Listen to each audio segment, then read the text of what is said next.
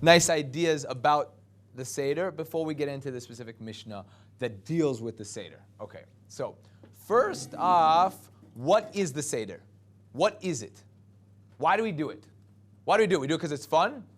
It's nice to eat cardboard bread, yeah, and really spicy vegetables.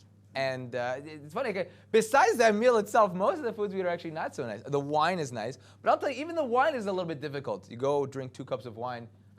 I dare any of you guys actually tell you not to do this. My first Pesach, you have to have 4 cups of wine, right? We'll talk about that maybe. Why do you have to have 4 cups of wine?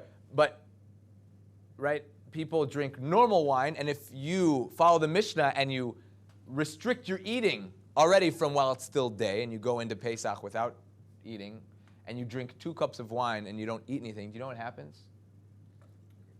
You get drunk and actually sometimes kind of sick and tired. So I personally, even if you like wine, I recommend, first recommendation, is to dull down your wine a little bit with maybe grape juice. Maybe do half wine, half grape juice. That's what I like to do. Or they sell yain dal. It's basically sweet wine that's like 6% wine. So I'm just telling you, as nice as it is to drink a big gulp of real wine, it's not worth it because you actually, unless you can really hold your wine. So what's the point, gentlemen? Why are we doing a Seder? Why? We're commanded to remember the Exodus of Egypt. And do you guys agree with that statement? I agree, but we do remember the Exodus of Egypt. Do you know when we remember the Exodus of Egypt? Every day. Every day. How many times a day? Twice a day, we remember the Exodus of Egypt. There's a whole place in the Haggadah that says, I've always been trying to convince the rabbis that it's a mitzvah from the Torah to remember the Exodus twice a day, and I was never able to until Ben Zoma, another rabbi, came around and he gave a nice drush that showed from the Torah that you have to remember it twice a day. So if we have to remember it twice a day, and we do, so why are we making a Seder? We're spending a whole night remembering the Exodus? You only have to do it like this. You finish Shema, the 3rd paragraph, you say, Ani Hashem Elokechem, Asher Hotzeisi Eschem Me'eretz Mitzrayim. I am Hashem who took you out of the land of Egypt. Zeu, you did the mitzvah, baby. So why spend a whole night doing it? Have I stumped you, gentlemen? Okay, so I'll tell you the answer. Not only do you have a mitzvah of zechira, remembering the Exodus, you have a mitzvah from the Torah called Sipur. And you will tell over to your son on that night about the fact that you left Egypt, right? You have a special mitzvah from the Torah to tell over the entire Exodus. Now let me ask you a question, gentlemen. Let's get a little bit psychological. Why is it that we have a mitzvah to tell over the entire story and also a mitzvah to remember? Why could that be? Why not say one or the other? Why do you need both? Hashem commanded us to remember twice a day, but also to spend a whole night talking about it. Why give us 2 mitzvahs? Why not just tell us to remember? To relive it, one of us to remember it. Okay. I heard from Rabbi Shlita the idea that on Pesach night, you're basically charging your remember battery. You're charging your battery with going out of Egypt energy for the whole year, and twice a day, you're expected to remember it and kind of like bring it back into our mind. It's almost like, oftentimes what you do is you want to know a lot of information, right? Anyone who's tried to memorize or know a lot of things, right? You learn a large amount of information, and what do? After you learn all the information, you try to summarize it. And try to make additional summaries until the point that all of the information is locked like a zip drive into a small amount of information. And from that small amount of information, you can expand it in your brain and remember everything that you once learned. You understand that? So maybe that's one of the ideas behind Sipur, telling over this mitzvah, that we have a mitzvah to really just go through all the information and get it and live it and review it and know it. And then every day, we're bringing it back up into our minds. The remembrance of Egypt. Besides remembering it every day, is there any other times that we're expected, that we talk about leaving Egypt? Any other mitzvahs that involve leaving Egypt? Tefillin, we talk about leaving Egypt. What else? Kiddush. Right. Where in Kiddush? Zecher Litzias Mitzrayim. Remember leaving Egypt. What else? Become a zone. Yeah, we mentioned that Hashem took us out of Egypt.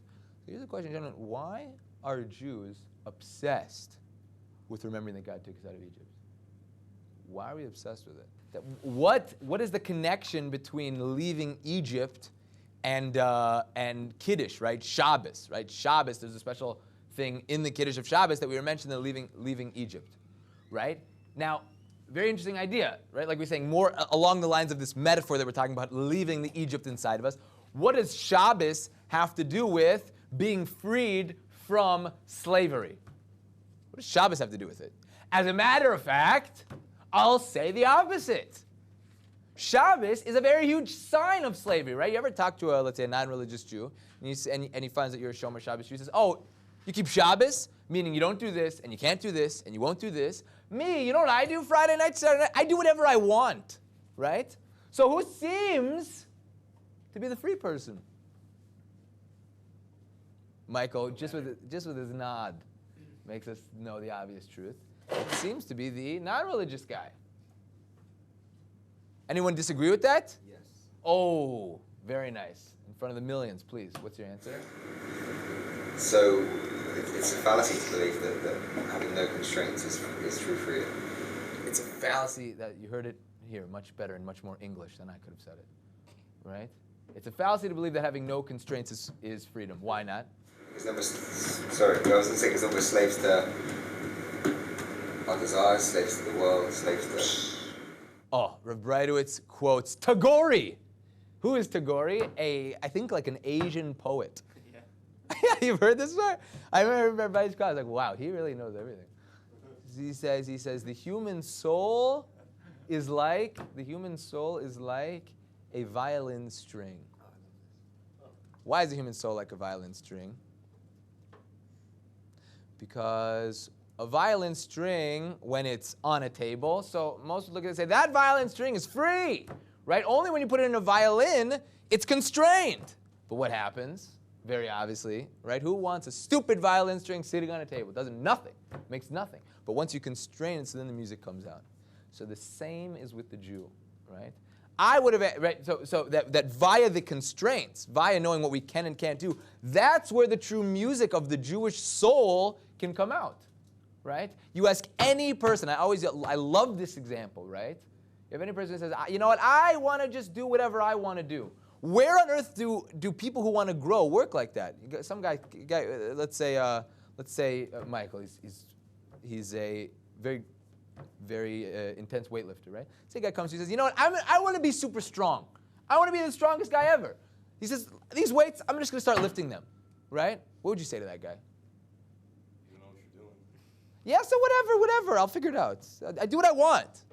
And he's definitely not going to become stronger, right? The best example, let's say a guitar player. A guy wants to be going, I want to be I'm going to be a great guitar player, but I want it to be so unique, so creative, right? So just give me that guitar.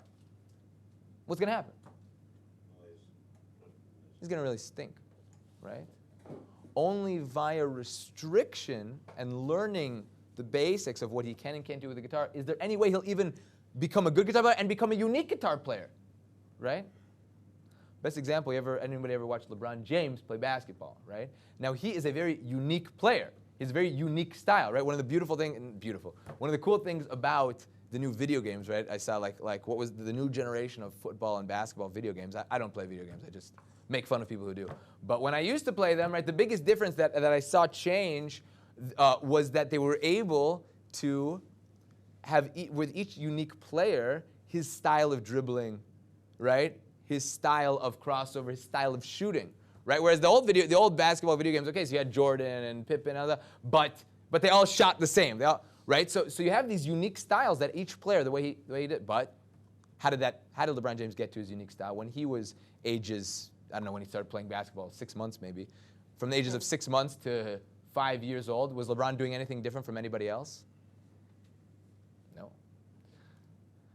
Only once you submit yourself, a complete submission to rules, will you be able to reach any level of creativity within that system.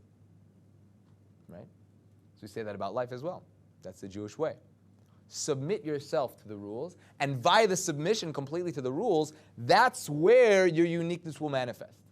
Through that, it's a bit of what I would call a paradox. I actually heard a shir one time about this same topic. You know what it's called? The paradox, I think Rabbi Taz gives it, the paradox of individuality. That isn't it funny that the only way to reach individuality is by what? Complete conformity. So funny, huh? Well, you heard it here, and that's the truth. You want to disagree with me? You heard all of my examples. Okay, so. I don't understand that. An individual, the only way he can do something unique, whether it be in the field of, let's say, medicine, in the field of music, in the field of basketball, in the field of life, there's a certain aspect of conformation to learn those traits. Conformation to the rules, right? Right, a guy who's plucking a guitar with his tooth and just making noise, is that called unique? No, he's called, like, I don't know, a loser. You don't call that guy unique. Oh, you're so unique. Maybe when your child is like 6 years old, you're trying to give him a high self-esteem. You're like, oh, that's so great, that noise you're making, right?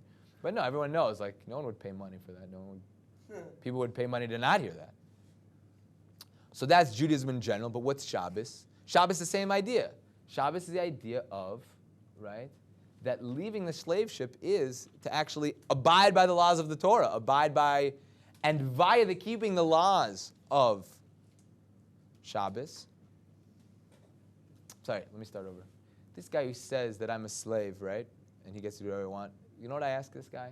That's something you guys all have to ask the non-religious Jews in yourselves, right? When he says, oh, you're just a slave. Why? You can never do what you want.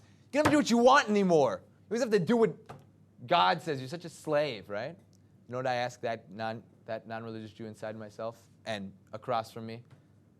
Who's being a slave right now? Meaning, according to you, who believe that the body is everything, so yeah, the body's enslaved. Right, but I don't believe that that's who I am. I believe I'm a soul. And if I'm a soul, so I'm enslaving the body so that the soul can do what he wants. Right, because we understand that the Torah is the true yearnings of the soul. So I'm enslaving the body in order to, and you, who's not keeping Shabbos, who does whatever you want, who's really the slave? Your soul is a slave to your body. That makes sense?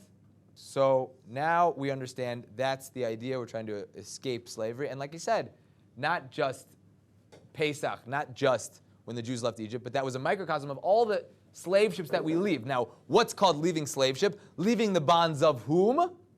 The bonds of the physical body. Physical body.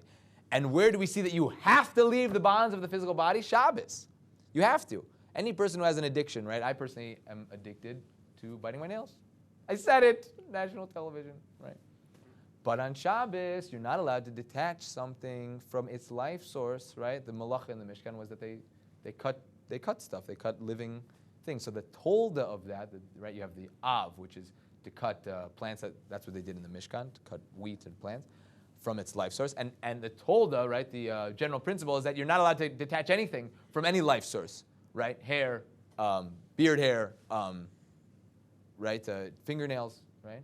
So Shabbos comes around, and I have to overcome my yearnings of the body to want to bite my nails in order to serve the soul, in order to serve Hashem.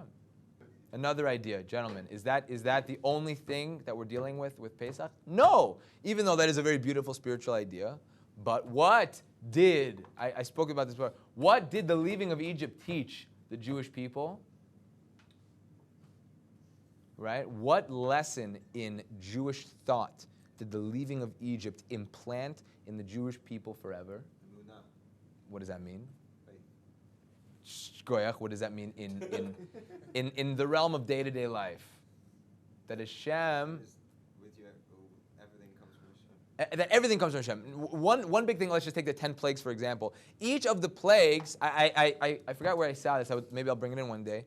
Each of the plagues showed the Egyptians, it showed them that even this Hashem has power over. Right? Even this, that after, like you say, the first plague, right, plague of blood. Right? It showed them that their power source was not powerful, that Hashem was more powerful than their power source. And each plague showed more and more how much that Hashem runs every little thing. So the leaving of Egypt is a big lesson for each and every one of us that to remember inside of ourselves that Hashem is running everything. Okay, good. Seder. What goes on at the Seder? Basic ideas, gentlemen. What do we do at the Seder? What mitzvahs, first we're going to do when there was a temple, and even when there's not a temple, what mitzvahs, first when there was a temple, what mitzvahs from the Torah did we have? Korban, matzah, maror, what? And coming out of Egypt, 4 mitzvahs from the Torah. You have 4 mitzvahs from the Torah. Matzah, maror, Korban Pesach, and tailing over the story. What do we have today? Matzah. So we don't actually have maror because they say that the mitzvah of maror that we do today is rabbinic. Why? Because the Torah mitzvah required that you do it with the Korban Pesach. Right? Right. So good. So now we have the mitzvah of matzah. Okay. So now, basic understandings of each of them. Right? What is, right? This is, you should know that we get to a point in the Haggadah, right? Maybe let's all just go to this point. We say that a person is obligated to mention 3 things. 3 things in order to be Yotzi, his mitzvah of Yitzias, of Sipur Yitzias Mitzrayim. What are those 3 things that a person has to mention? Rabbi Gamliel Hayomer, Kol Shalomar Shloshet Devarim Elu BaPesach Lo Yetzrecho Vaso.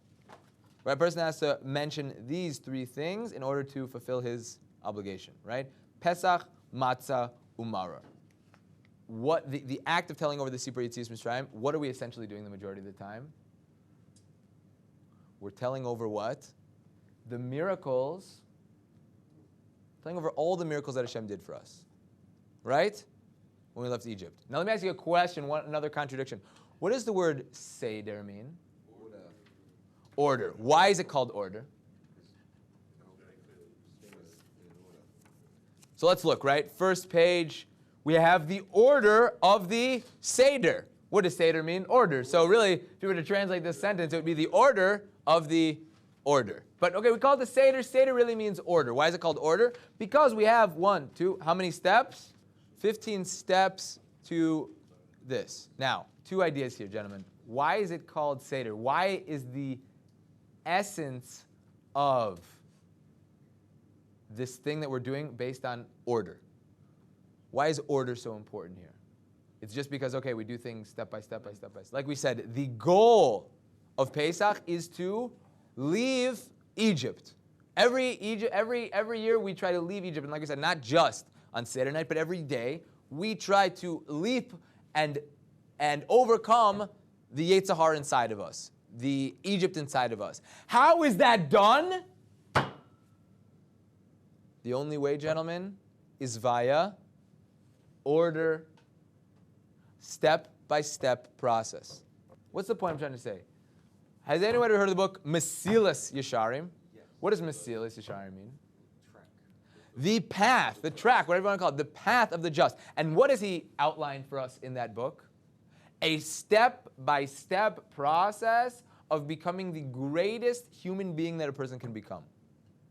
And he says it's based on a brisa of Pinchas ben Yair that says this trait leads to this trait leads to this trait, and a person's goal is to go step by step in order to reach the highest heights.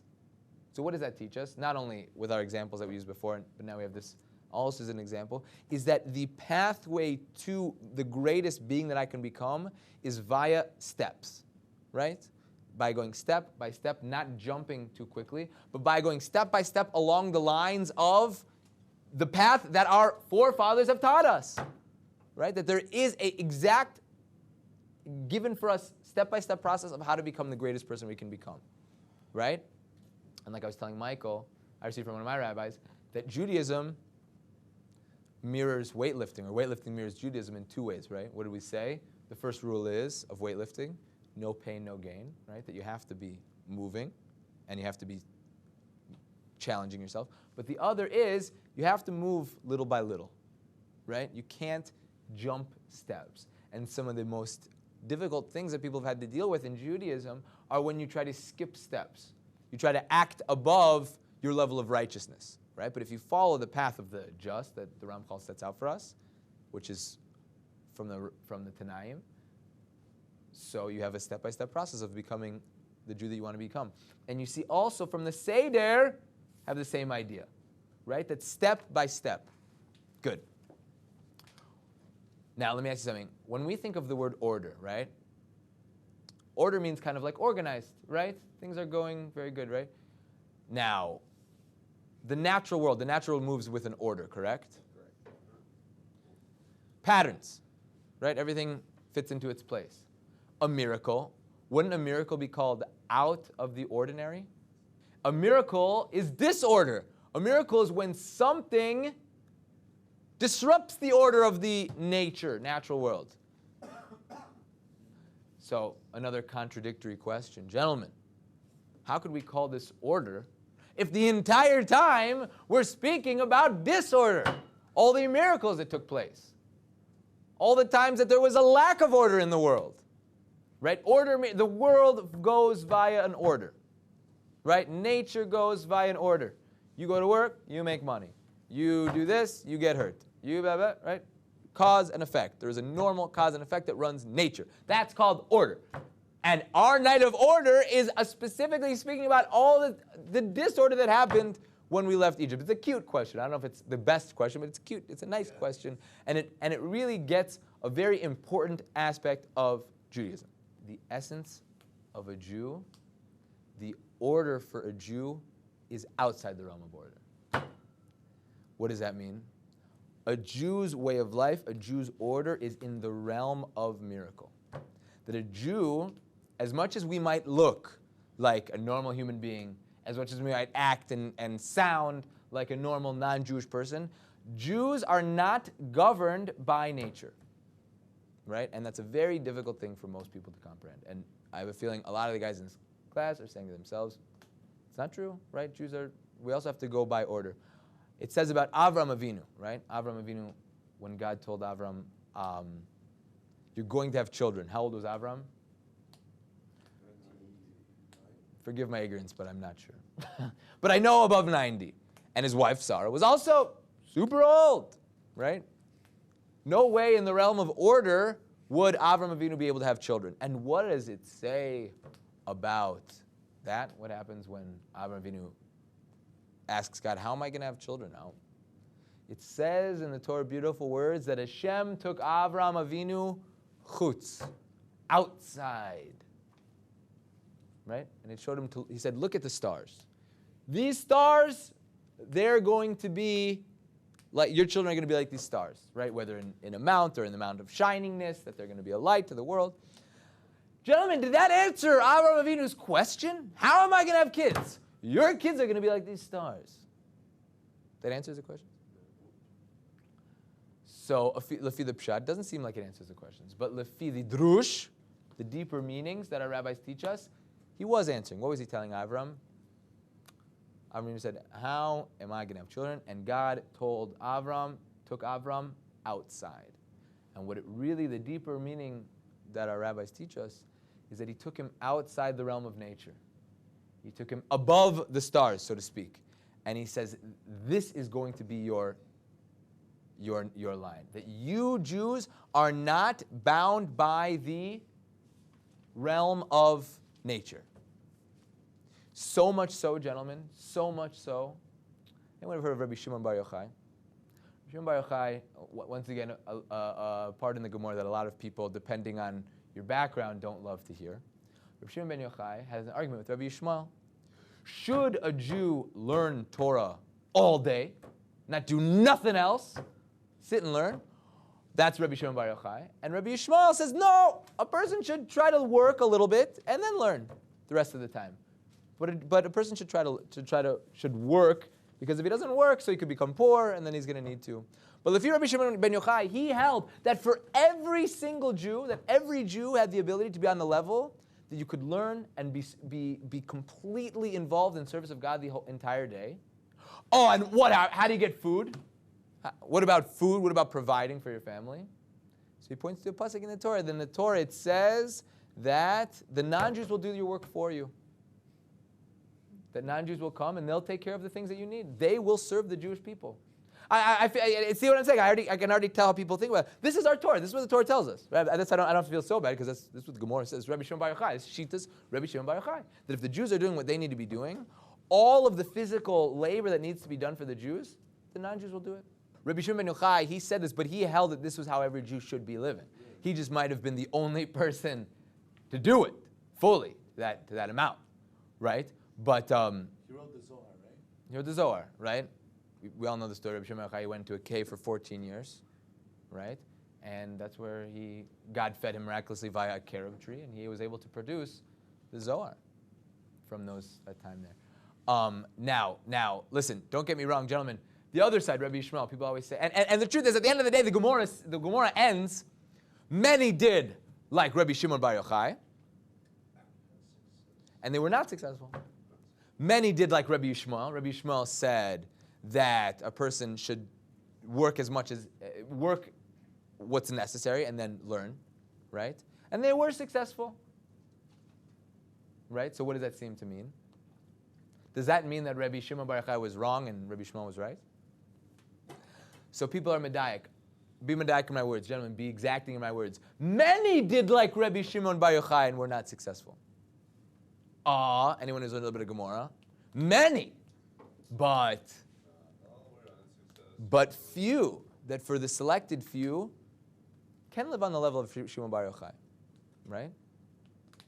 And until this day, we have people that completely have given themselves up into service of Hashem and learning of Torah, and they are. You see that they are supported, and that's really how it ends up being. That for the masses, it's like Rabbi Yishmael, and for the few that want to take up upon themselves that lifestyle, that they can live miraculously if they really believe it. But just don't everyone get so excited. You know, Rabbi Yishmael, the Chofetz Chaim, in his explanation of in the Mishnah Berurah, right? If you want to look this up, it is after Hilchos Tefillah. It talks about when a person goes out to work, the certain halachas. Chofetz Chaim says, how much should a person work? He gives a very good thing. He says, imagine you were obligated to support, let's say you had a cousin or an uncle who was poor, and he needed help, so you support him. What rules and regulations would you make for that cousin, right? Would you get him steak every night? Would you give him a vacation? What would you give him? Anybody? What lifestyle, if you were obligated, right? Let's say you had a cousin, a bad thing happened to him, and he couldn't go to work, right? So he said, fine, I'll support you. How would you support him? You'd give him, meat every night? Vacations? Vacations. Would anyone pay for his vacations? So the Chofetz Chaim tells us, the Chofetz Chaim says, think about how you would support someone like that, and try, it's very difficult, but try to live according to that.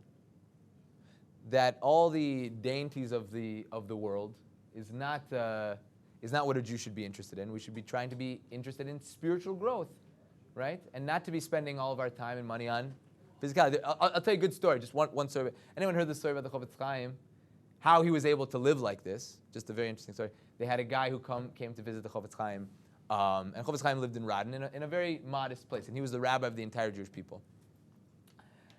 And this rich traveler, comes to the Chofetz Chaim, bags in his hand, and he says to the Chofetz Chaim, look, Chofetz Chaim had maybe a table, a chair, and he said to the Chofetz Chaim, you're the biggest rabbi in the world, and this is how you live? Like, where's your stuff? You know, where's your furniture? You know, it's like how can you live like this? Chofetz Chaim says to the guy, where's your stuff? Right? Like any good Jew, you always answer a question with a question. So where's your stuff? You guys heard this story? Unbelievable story. Chofetz Chaim says, the guy says back to Chofetz Chaim, he says, well, I didn't bring all my stuff. I'm just traveling. You know, I'm not. He says, I didn't bring my stuff with me. I'm just traveling. You know, all the stuff that I have is waiting for me back home. I don't. So what does the Chofetz Chaim say back to him? Tell us, Chaim. I'm also just traveling. I'm also just traveling. I'm also just traveling. right? That the point is, gentlemen, that like I said, if a person realizes that this world is not the main thing that we're after, so he'll be able to live a little bit more of a modest lifestyle, because he knows that the true enjoyment is in the next world. Okay, thank you, gentlemen. Thank you.